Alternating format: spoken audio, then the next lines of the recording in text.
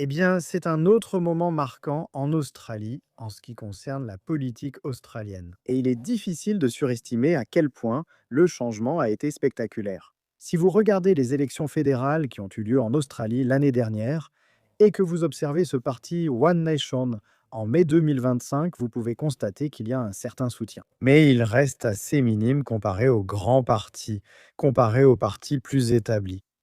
Mais il y a eu une véritable explosion de soutien pour One Nation, qui est parfois désormais le parti le plus populaire en Australie. Et juste pour vous donner une idée de leur programme, vous pouvez voir qu'il s'agit d'abandonner la neutralité carbone, de mettre fin à la migration de masse, de réduire les impôts.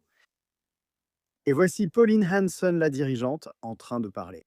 Ce gouvernement actuel sous Albanese, la façon dont il agit est, comme je l'ai dit, virer le menteur. Et c'est comme ça que ces gens le voient, comme un menteur. Je ne pense pas que la coalition me déçoive. Eh bien, si on regarde les sondages, non, ce n'est pas le cas. Et ils ne comprennent pas vraiment la façon dont les gens pensent.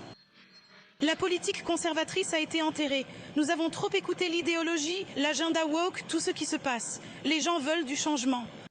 La forte immigration, la migration de masse détruit cette nation.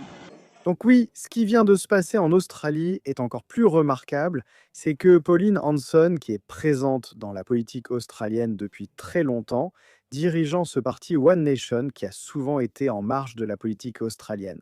Eh bien, vous voyez maintenant qu'elle a gagné en popularité. Hanson est en fait maintenant préférée au Premier ministre travailliste australien actuel, Anthony Albanese. Vous voyez qu'elle est maintenant le premier choix.